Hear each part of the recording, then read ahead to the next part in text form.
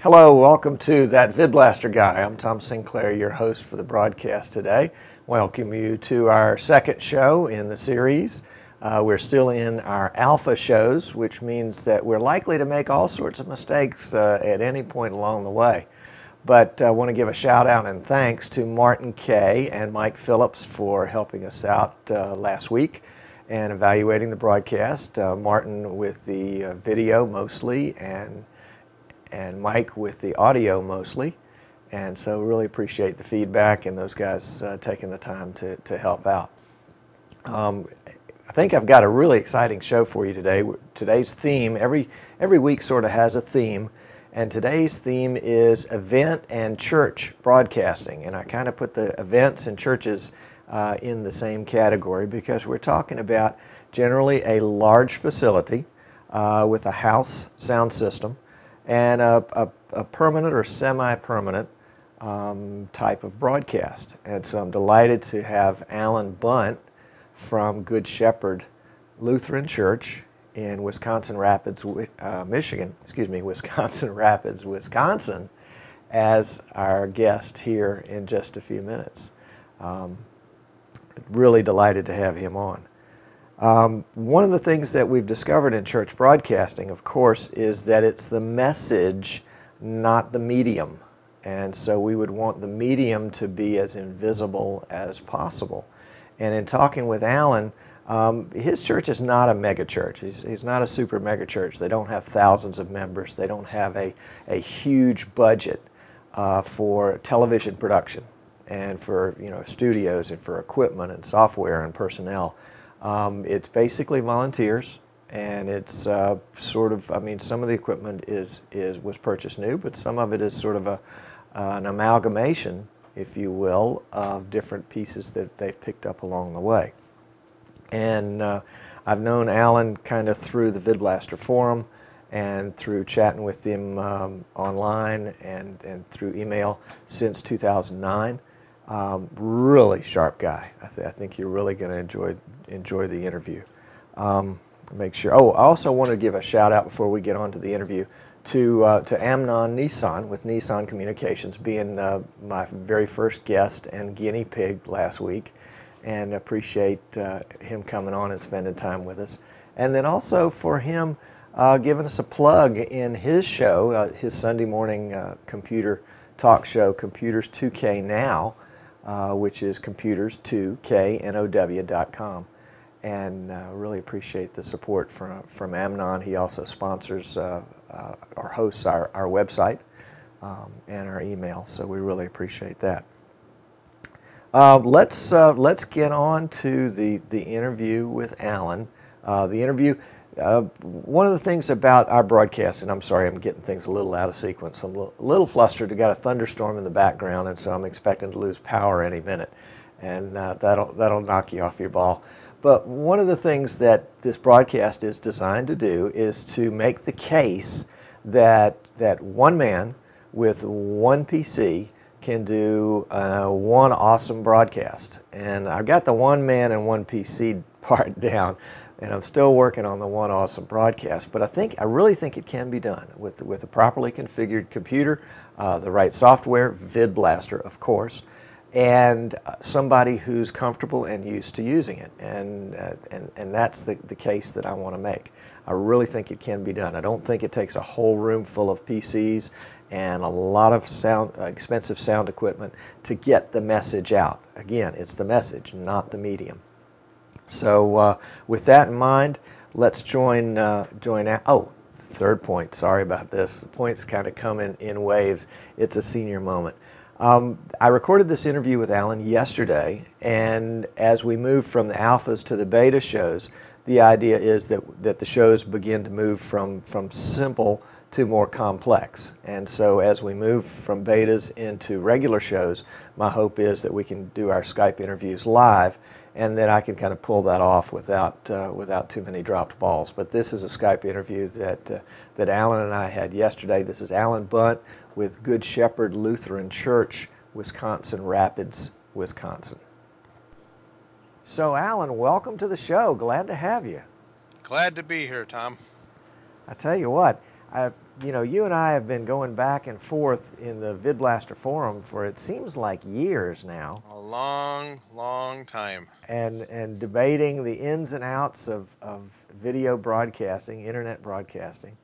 Now And, you have far surpassed me, but we we struggled together for a long time. I know that. well, I don't know that I'm that far ahead of you. Truth be told, truth be told. But you are doing such cool stuff there at Good Shepherd Lutheran. But tell me how it is that you came into broadcasting, to internet broadcasting to begin with. I mean, where's the starting point for you in this great new ministry? Well, when I joined Good Shepherd back in '03,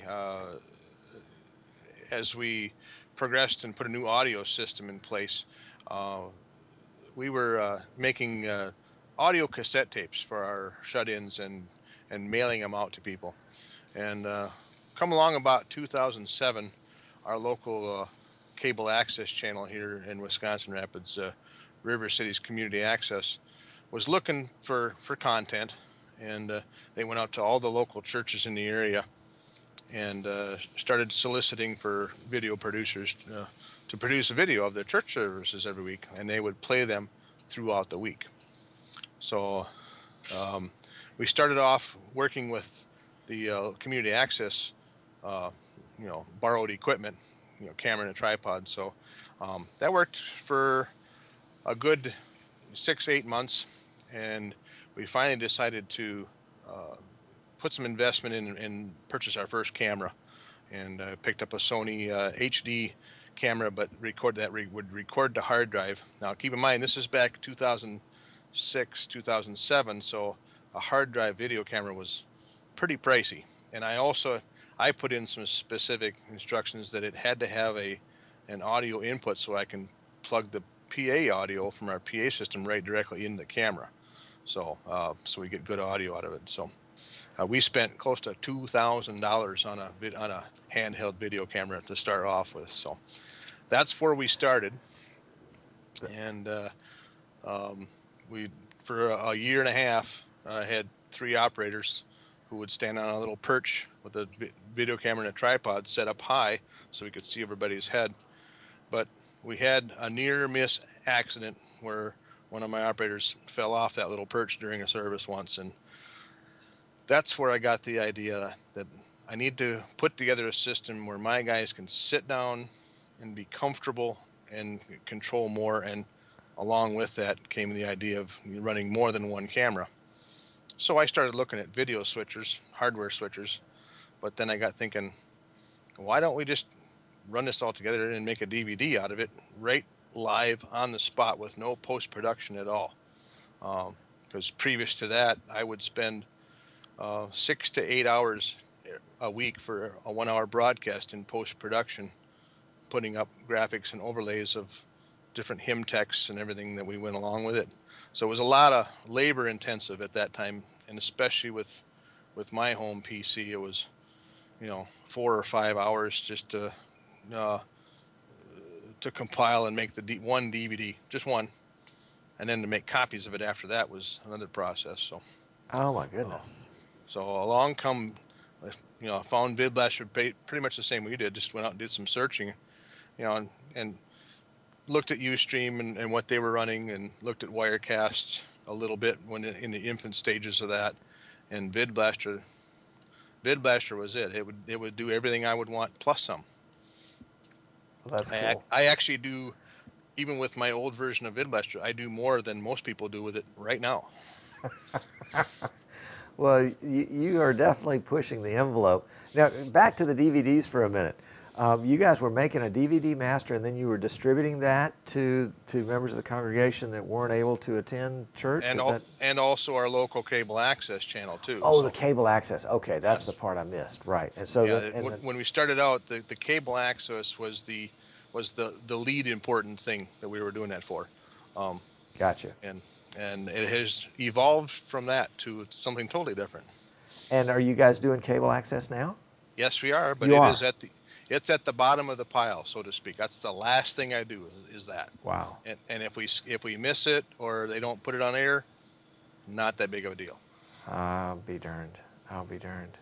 and researching through VidBlaster and figuring out that, hey, we can stream this online live.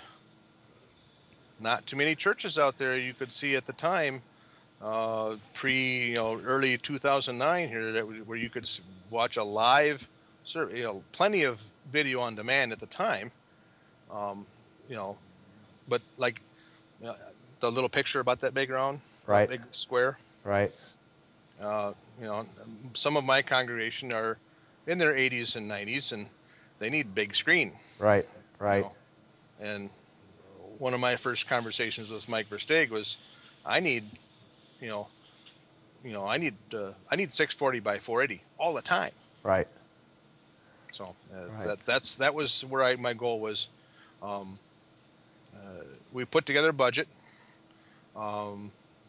We did it both ways. I put together a budget hardware and software wise, and VidBlaster software wise was half of what I was going to spend hardware to do what we wanted to do. Really? Wow. And that, And Alan, you guys aren't a mega church. I mean, you don't have a $10,000, $20,000, $50,000 video budget. No, this was our first investment. Was our first time investment, and we come in under 10,000, and that was the trick to get that. So. Well, I got a little video to show you of how we got this set up, if you'd like to see it. Oh, I'd love to see that. Can you cue that up? Sure. Okay. Let me get these graphics off the screen first, and whenever you're ready. Hello. This is my default VidBlaster profile. You'll see a preview window and a program window, 4 camera inputs, 2 overlays modules, and 2 video effect modules, and 2 players, along with the streamer and the recorder.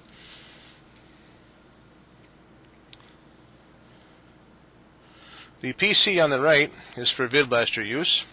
It is a custom built with VidBlaster Studio, Windows Vista 32-bit, Core i7 processor, Soundblaster card, video card, and an Osprey 450 capture card. I will be updating this in the next 2 years here, and it's been rock solid.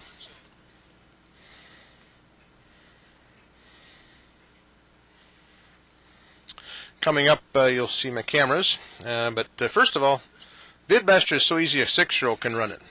It's not far from the truth. He can actually do this.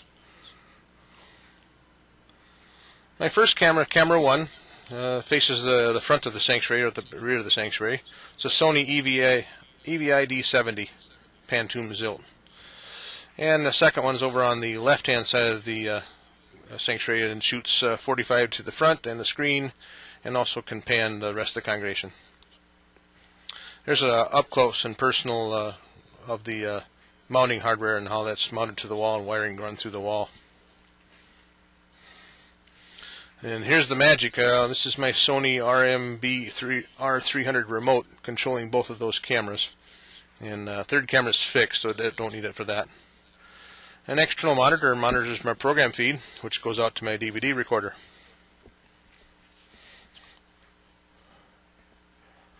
There's my Behringer Xenix 1204 mixer. This is not the USB version, that's a hardwired version, and price was right for it, that's why I chose it. Here's a director in training, Andy again. For my this is my overlay template. I use a photo editor to change the text and add drop shadow, and then save as a sequenced PNG file for overlay over any text that the congregation speaks, sings, or chants. So in the following video, you'll see more of our setup and how we work. Well, here's a little short video to kind of show you how we do things. This is old school screen capture here. You'll see an overlay at the bottom there. I'm actually shooting a camera at our projection screen. And up in the upper left hand corner you'll see an overlay I have up there also. This way of doing a screen capture, as you may, works quite well. It's quite clear. Depending on the lighting on the vehicle, and you'll see this is a PowerPoint presentation running, and my pastor makes those for the announcements, and also for his sermons also. And future plans are to run this as a direct camera input, but this works so well I'm tempted not to do that. I'm just keep it this way, keep it simple. And we'll be starting our service here. This is a full screen shot with camera 1, and we will switch to a hymn singing here, and you'll see the overlay as I lay them up there verse by verse.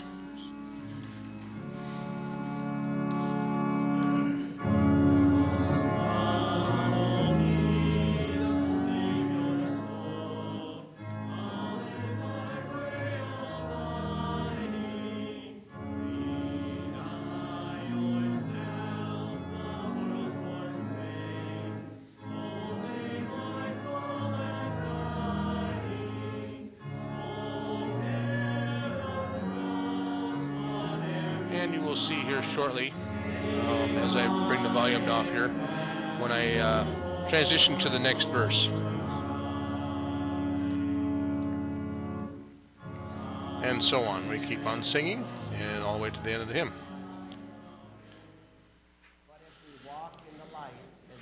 This is a spoken response done the same way. Fellowship with one another, and the blood of Jesus Christ, God's Son, cleanses us from all sin.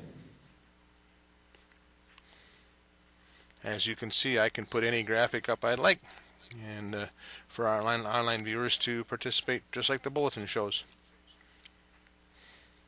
God's word is our gospel. This is a sermon, today from Mark and you'll see a couple of different shots here. 14 to 20. And just going to reread these This is verses. with camera 3. As Jesus walked, And I put up the overlay on the bottom, like a lower third, for the Bible readings. This is a children's devotion, which I can zoom right in here. And pastor's always got something neat to show the kids there. Unfortunately, the congregation doesn't get to see this, but the online viewers do. Here's an example of using a video effect in a an event that when I was a kid, picture-in-picture, not a picture-in-picture, but a split side by side. We've done that before when we're here. And I reminded the children of that previous sermon right notice now. the presentation on the left there, how that looks, that fluid looks just like real water. The words that Jesus said.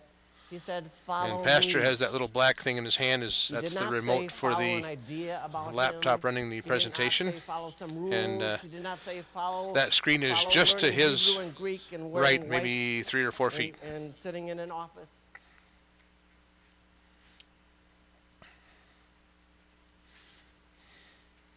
And as we finish up the sermon here, you'll see that I can also throw an overlay on top of the video effect of anything I like there.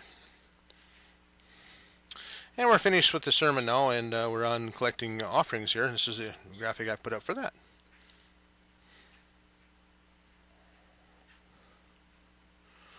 And as we end our service, I roll ending credits, and that's just a movie playing in the player module. And I stop streaming when the organ's done playing. Thank you for watching. Alan, that is really outstanding. Really outstanding. Thank you. I was impressed with the, well, number one, I was impressed by what you put together. But more than that, I was really impressed by the quality of the cameras. Tell me again what cams those are? Those are actually a low-end pan zoom and tilt, is what I meant to say, not zoom and the way I said it. They're standard definition. Really? Yeah, those are standard definition. Those are wow. Strictly 640 by 480. That's the most they'll do. Huh. I picked those up from a security company that handles, does all kinds of outdoor cameras and types, and that's where I got the mounts and the hardware and everything, and I got a really good deal on them. That's about a $1,500 camera by itself, and I got them for about half price that. So, Tom, you being the cheap guy that you are, you'd appreciate that. I figured. Indeed. Well, you know, you got to be good stewards of the money that you're entrusted to work with. That's correct. And probably the best piece of that whole system is the Osprey 450 video card. Don't skimp on that. If you're going to build one of these systems, you know, go for the good capture card to get the best you can, because That thing has been rock solid. We had a few driver issues way back in the beginning, but once I got them sorted out, I remember that thing never fails. It's there all the time. I remember that. Well, I was also really impressed with your use of overlays. I mean, golly, you had overlays all over the place. You had overlays at the top. You had overlays over the screen. And when you were doing... Those are my congregation's requests on most of those because sometimes our community access doesn't publish their schedule very good. So if you come into my service watching it on the TV late, you may not know who it is. Right. And the idea was to always put a name somewhere up there so you know who you're watching. Sure. And there's a couple different ways I do that. Like I said, there's a separate image file for each verse or each hymn text or chant or Bible reading such. Sometimes I do them as lower thirds, and sometimes I do them as the whole screen there. Right. Those are the basic colors that I used to use when I used to manually edit it. So I just converted them over.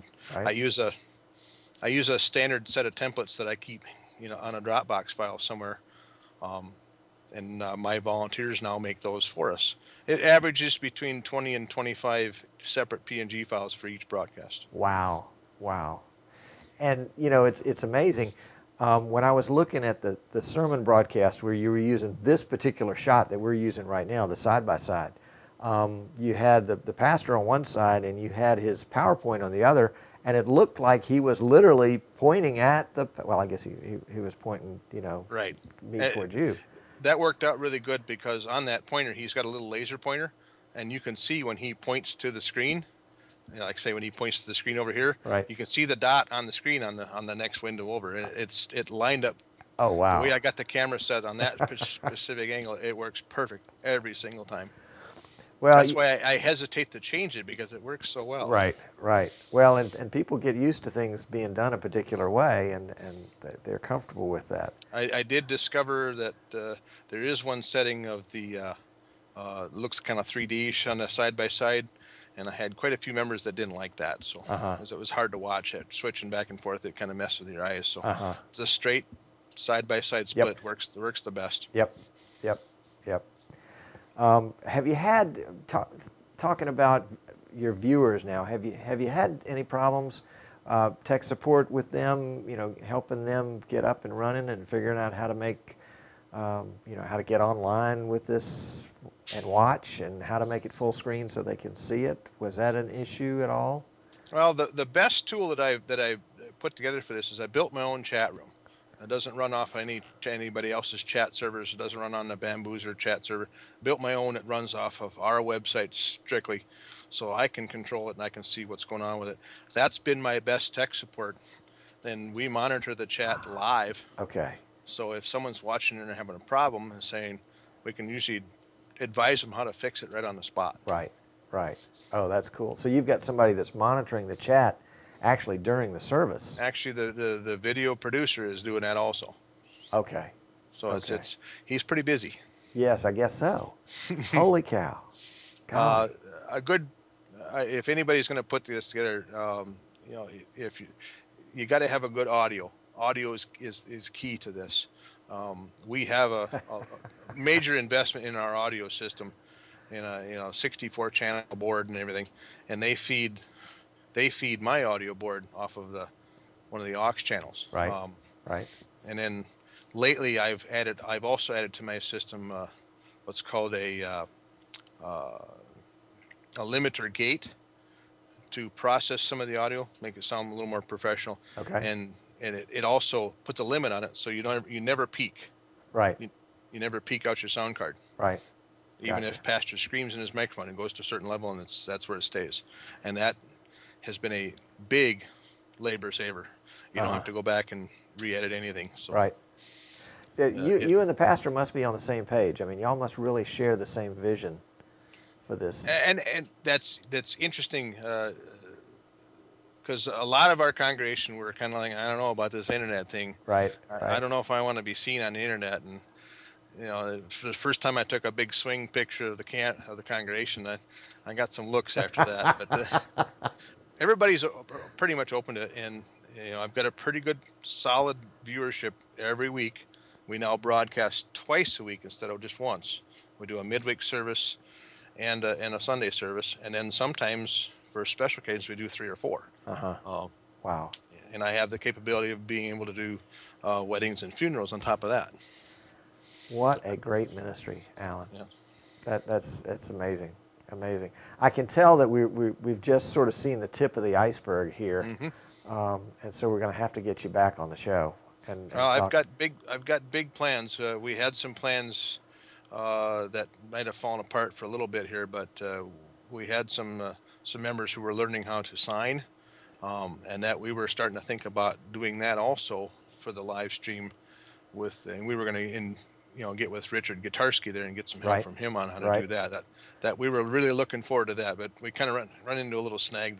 The couple that were going to do that had to move, so we're still looking. Let's get the green screen out, and we'll be doing some stuff with that. That's right. That's right. I got to get my pastor to stand still for a little, get him. He's so darn busy that getting him to stand still to shoot me some promo shots or something once in a while is that's a 2 or 3 week adventure to get him to stand still. So that's the big thing for the camera remote also, is that following him on camera with a tripod was not working too well. He's one of them pastors that he doesn't stand behind the pulpit all the time. He's moving all over the place. So. Gotcha. Well, it sounds great. It sounds really great, and it's been fun for me to periodically just pop in on your services, either live or on video on demand, and see what you guys are up to. It's really a neat thing. Yeah, we got over 500 under our belt now. So. Wow. That's added up from 2000, basically Palm Sunday 2009 till now. It's one or two a week. And you don't have to be a mega church, and you don't have to have a huge budget. You just have to have a passion for getting the word out to the community, which is probably church members who are can't be there for one reason or another, and then folks that are even beyond that. And we are, with our council member, I'm a council member also, so our outreach committee has and grasped this also. So everything we've got, it's got our website on it. Everything, it's got our link to the live video. We also do, after service we'll have a Bible study and special programs. I'll also record those, but I don't produce them live. They're video on demand only. So. Gotcha. But the big part of the budget to keep this thing going is the outreach on that, because obviously you've got your hosting charges, you've got your internet charges, but we get by with 2 meg up. So if anybody's researching to figure out how much internet speed you need, get the most you can.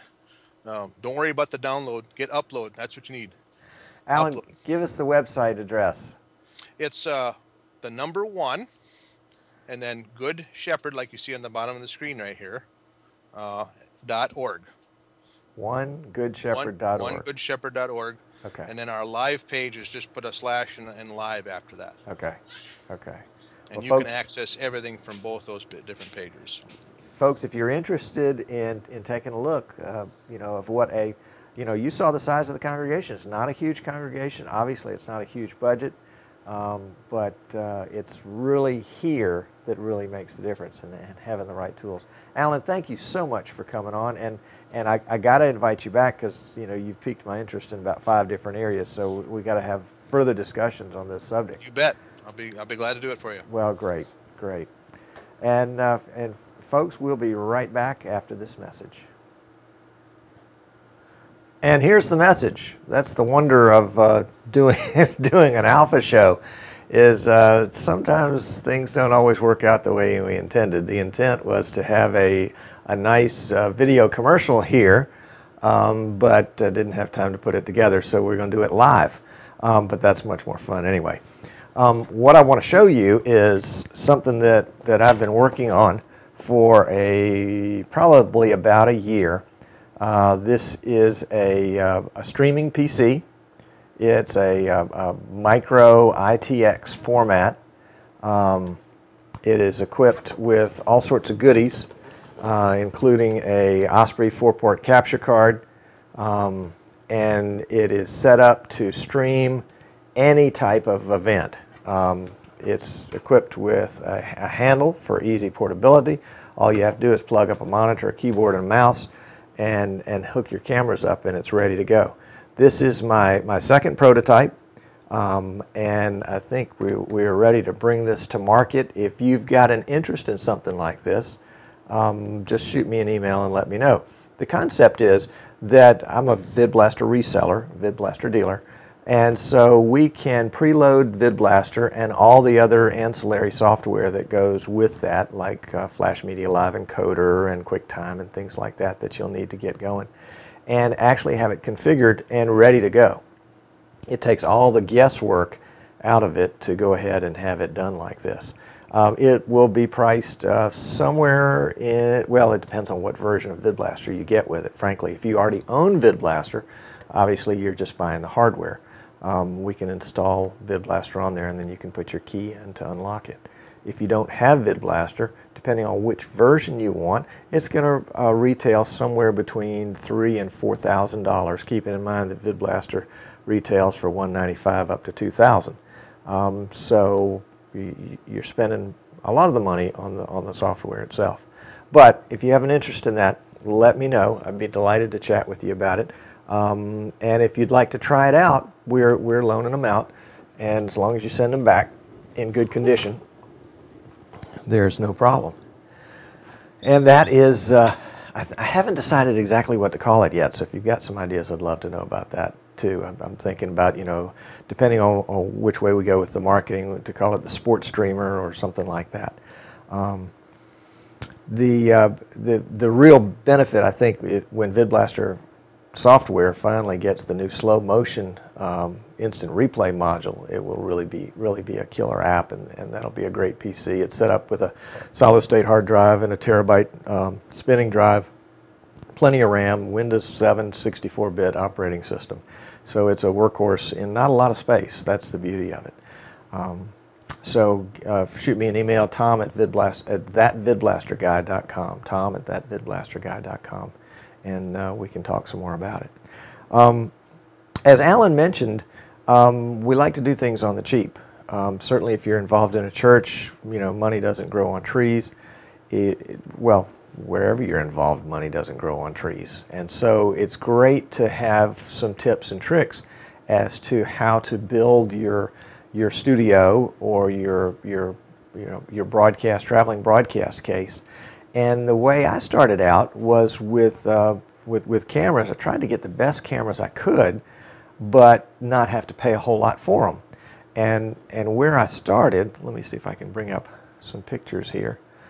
Where I started was with this camera.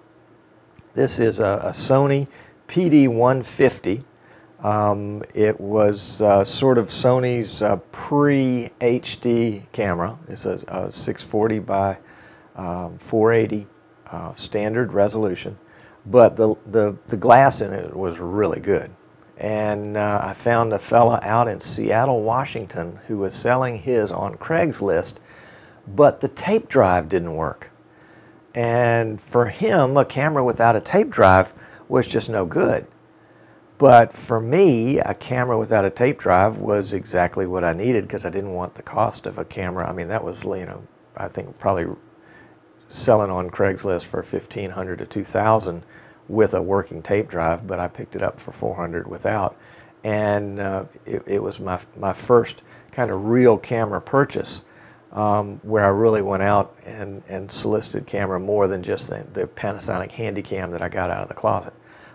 Which actually I got one of those too, and it was great because it was already broken, and you know, who cared if it got broken again. We actually mounted it on the football goalpost behind the soccer goals in order to get a static cam picture of anything that might happen in the goal. And if you're a soccer fan, you know about PK shootouts, kicks from the mark.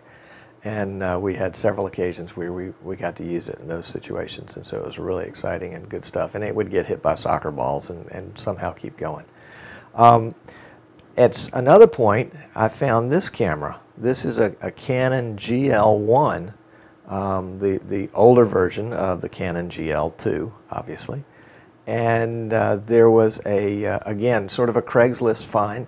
There was a company that did video and still photography for races, running races, foot races. And they would go all across the country filming these races and doing still photography of the races and then selling the clips and the photographs to the runners. And I found them on, I think, Craigslist out of Atlanta. Turns out one of the representatives who actually had the camera lived in my hometown. And so I contacted them and went out to see it. And he didn't have one, he had 4. And they were in various stages of disrepair, so they were just sort of selling them for for scrap. And I was able to pick them up for about $200 a piece. Again, you know, a camera if I bought on eBay was going to be, you know, $1,300, even the GL1. As long as it was in working condition, it was worth a lot. But I was interested in the glass. I'm interested in the lenses. And so, you know, it didn't bother me that the mics were crushed or things like that, as long as it didn't affect the operation of the camera.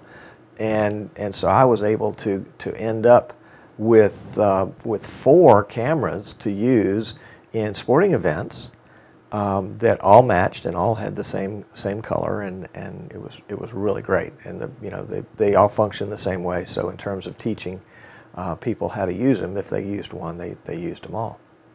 And I think Alan was sort of in the same situation with the Sony tilt and zoom cameras.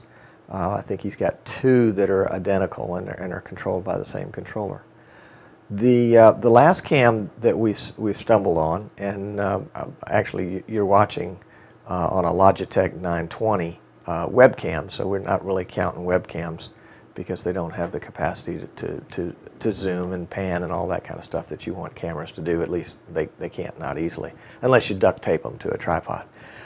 This is the Canon HF100, the Vixia, I believe that's how it's pronounced. And this is actually an HD camera. And lo and behold, I found one of those on eBay. It was a refurb for about $200. And been trying to move towards HD and improve the quality of the camera. And this turned out to be probably the best cam. The picture was better than the GL1. It was better than the Sony, and ended up with 2 of them at some point. And I'll demo them.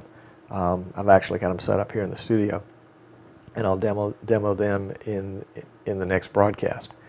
So if you shop carefully, you can find what you need for broadcasting. And really the key, I think, for our little niche industry is, you know, we don't need tape.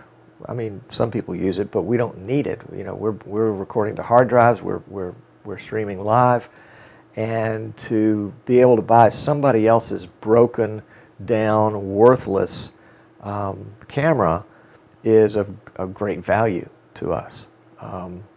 And you know, there's lots of information out there, especially for some of the older ones, and so you can find out all the features before you buy. Interesting, as I was putting together this little segment of the show to talk about cameras, and I had those images that you just saw, which, by the way, were not nearly as nice when they were displayed just now as they were when I captured them off the internet. They got a little pixelated. I realized as I was running them through the player, I had them in a player module, that they were all over the map, because the player module is organized by alphanumeric, numbers first and letters second. And so I was racking my brains thinking, you know, boy, this is going to be really cumbersome. You know, one man, one broadcast. I've got to stop and click and go down the menu and click the one I had. And I realized, of course, I didn't have to do that. And so I made up a quick little demo on how I did it. So let's take a look at this demo. I'm in a broadcast and I want to display a series of photographs in a particular order. But I know if I go to my player module down here in the right corner and I click on the down box the down arrow to display the current files, and I click a file, that my files are not necessarily in any particular order. They're just actually, they are a particular order. They're in alphabetical order, numerical alphabetical order. So the files are now not in the order I want them to at all. In order to fix that, I'm going to go to the file where I keep all my pictures, my photographs for the broadcast. And I'm going to find the first one I want, which is the Canon GL1. And I'm going to rename that and put the number 1 in front of it. I'm going to find the second one I want, which is the Sony PD150. And I'm going to put a 2 in front of that. I want to find the third one I want, Canon HF100 front, and put a 3 in front of that. And then the fourth one I want is the Canon HF100 back, and I'll put a 4 in front of that. So now you can see my 4 files are in order, and they're actually at the top of the file. So let's X out of this. We'll go back here. If we click the drop down, we'll notice that the files are still not in the order we want, because they don't know that VidBlaster doesn't know it's changed. So let's tell VidBlaster things have changed. We'll right-click on the module, click Open, and that way we can see all the files that we've got, and the files we want are now in sequence. Canon GL1 is our first one. Click Open. There it is. And as long as this box is blue right here, I can use my down arrow on my keyboard to scroll through the photographs in the order that I've put them. There's number 2, the Sony PDF150, number 3, number 4. So that's how you can get files to sequence the way you want. You can do the same thing in the player module when you're using video, and you can do the same thing in a playlist so that you get files to play in the order you want them to in a playlist. But we'll cover that in a different demo. Okay, so there's nothing like necessity being the mother of invention, and it gave me a good opportunity to demo that little kind of behind-the-scenes feature in VidBlaster. One of the things that Allan Bunt made extensive use in was video overlays. He had an overlay for everything. I don't know if you noticed, but at the very top of the screen, he had a little teeny-weeny overlay that was the name of the church. And what he told me later, off air, was that since they did their church services, they produced the DVD and then they put it out to the local cable TV station to run, that when it ran, when they were in the middle of the service, nobody knew where the service was. So they popped that on there as a way to help identify what the church was in case somebody was interested as they were watching that video on their television set. And as you can again see, Alan made a lot of use of that. But you say, oh golly, I'm going to have to use Adobe Photoshop, and that's going to be X number of dollars, and it's not in the budget. What do? Well, you put on your Tom Sinclair hat and you get El Cheapo and you go to eBay and everywhere else and you try to find something that'll fit the bill. And I found something that I think will fit the bill for that. This is eBay in the U.S. and this is something called JASC Paint Shop Pro 9. And this is an older version of Paint Shop Pro. Currently it is buy it now for $9.99 and $2.48 shipping. So for 13 bucks you can get a piece of software that's capable of making just about any overlay you need. Now, is it going to be as easy to use as some of the more professional pieces? Well, maybe. Some of the professional pieces are really hard. And there are all sorts of online demos that go with that. You can look in YouTube. If, for example, you want to know how to make a lower third, which, boy, don't I need a lower third right here. You can go to YouTube and do a YouTube search on lower thirds, Paint Shop Pro, and up will pop somebody who's done it before and wanted to record how they did it so that you would have it as well. So that's one of the ways you can do that. Let's see.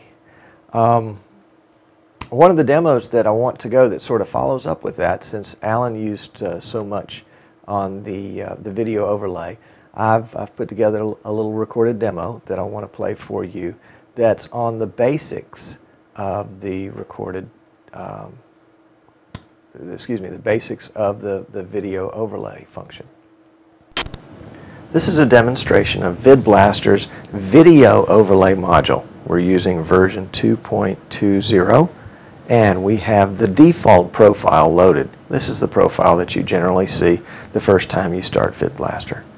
The VidBlaster video overlay module is on the bottom row towards the left side right here, and you can see it's preloaded with a graphic, VidBlaster overlay.png. We can turn that graphic on, that is, display it on the screen in our program module and thus in our streaming or in our recording by clicking the on button. We can turn it off by clicking the off button. We can also turn it on by just clicking here in the video overlay module itself. And notice the red tally light that comes on in the top left-hand corner to tell us that this is now being displayed in the program module. We can turn it off again just by clicking. If we want to leave it on, well, let's say all of our show is a score bug or anything like that, any kind of graphic, and we don't want to use up all the desktop real estate, we can collapse this module and stick it somewhere else out of the way so that we've now got space for another module. We'll put this one back and make it full size again. We can change the graphic. Let's turn it off. And we can go to another one that's in our list. That would be in the files list. We can turn it off. And we can add some text if we want to do a quick title or lower third on the fly. But if we click the on button right now, we're going to turn on the loaded graphic and our text. So let's right click the module. We'll go down to clear and we'll clear it out and enter our text again. And now we're good to go. If I want to put a title under that, I'm going to just use a \n, and that'll bump it up a line, and now I can put a title underneath. I can add another \n and another \n and move it up to the center of the screen. If I right click the module and go into font, I can change the font to a different font. I can change the color to a different color, size to a different size, bold, italic, underline, strike through, and we can see that it's changed here. Again, right clicking, oops, sorry, wrong one. We'll go to the video overlay module and right click. I can change the alignment to left aligning. Right click again. I've also got choices of center and align right, and we'll move it back to the center. Margin, if I want to be a little bit more specific about where things align. Right now, they're aligned 4 pixels off the left margin and then centered. But let's say I want it slightly off center to the right. I'm going to enter a margin of 34, and that moves my text over to the right. We'll move it back, left margin, reset it to 4, and click OK. Text from we'll get to in another demo, so we're not going to worry about that one right now.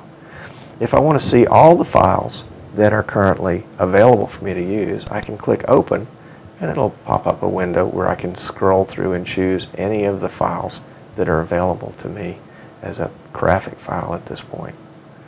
We're going to leave that alone because we don't want to do anything with our text right here. So that's how you use the video overlay module. Its basic functions, off and on, selecting different files, different graphics, that's PNGs to display, and entering text on the fly. This is VidBlaster 2.20. Okay, and as we go on into other shows, we're kind of handling the basics first as we talk about the individual modules, and we'll get into some of the more moderate and then the more complex functions of some of these modules. The video effects module. That's one of my favorites because it's definitely one of the most powerful, and you can actually nest those inside of each other to create all sorts of effects using picture-in-picture and green screen and side-by-side video and all sorts of things on top of each other. There's no doubt about it that software continues to outpace hardware, that VidBlaster has developed for the cutting edge of hardware. If you're trying to run VidBlaster on a single core processor, you're not going to be able to do the real high-end functions of somebody that's got an i7 2600 or whatever the new Ivy Bridge version is. That definitely horsepower makes an awful lot of difference in using VidBlaster. I would invite you, if you haven't discovered it already, to drop in on the VidBlaster support forum. That's at forum.vidblaster.com, and I'm a moderator on the forum. And you'll find literally thousands and thousands of posts by hundreds and hundreds of users who have tried to do things and couldn't figure it out, and so they threw up a red flag on the forum, and 5 people jumped in with different ideas of how that could work. You'll find the bug report. That's the official bug reporting method for VidBlaster. So if you think you've got a problem with VidBlaster, read through the bug reports, and maybe somebody else has already reported it. In fact, maybe there's already a fix. If you're using version 2.09, which is the latest official release version of VidBlaster, but you'd like some of the new features that have come along, we're at version 2.20 in beta right now, you can go to the download section of the forum and download the latest beta.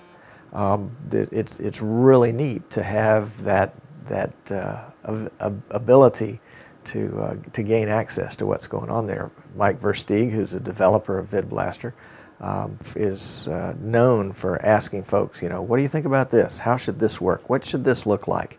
And so there's an opportunity to have some input into to this great software. I would encourage you to make good use of it. Also would encourage you to visit the VidBlaster Wiki, an online wiki at wiki.vidblaster.com. W-I-K-I is wiki. And there you'll find a great collection of articles and videos that outline some of the functions of VidBlaster. The wiki is about a year old, maybe a little less, and so it's young. It's still being added to.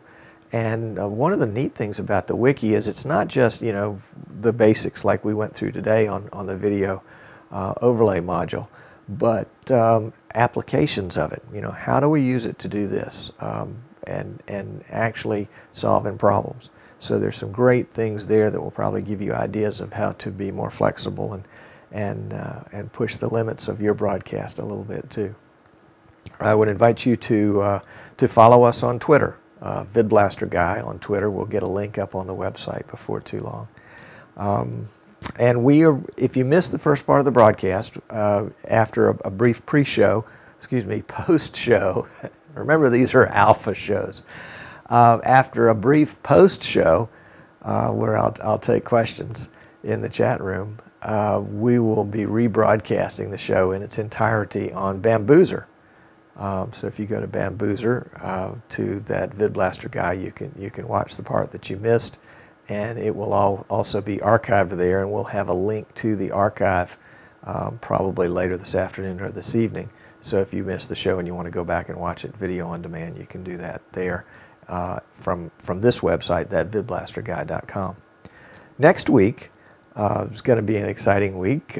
We will get to sort of the third of our 3 themes of VidBlasting. Today, of course, was churches and events. Last week was talk shows. Next week is going to be sporting events. So if you've been waiting patiently for us to get around to sports, you won't have to wait any longer. I'm really excited about the guest next week. His name is Sheldon Neal, and he is with Slice Network. And Slice Network is his own creation, as are most of our networks. They broadcast high school sports, primarily basketball, in HD. So if you're interested in HD, if you're interested in sports, or if you're just curious, you'll definitely want to tune in next week for Sheldon Neal as we talk sports on that. If you're interested in being a guest, if you're doing something neat with VidBlaster and you want to share that with the world, drop me a line. I'd be delighted to talk to you. There's a contact form on here, or you can shoot me an email at tom@thatvidblasterguy.com, and I'd love to find out what you've got going on. If you've got an idea for the show, you don't want to be on the show, but you've got an idea for the show, then we'd love to have that input too. And if you think there's some things that I can do better, I'd love to know what those are too, through gritted teeth, because I'm sure there's plenty of grist for that mill, as it were. We've about reached the end of our time. I want to thank you for tuning in. It's been my pleasure to bring this broadcast to you today, and I look forward to seeing you next time on That VidBlaster Guy.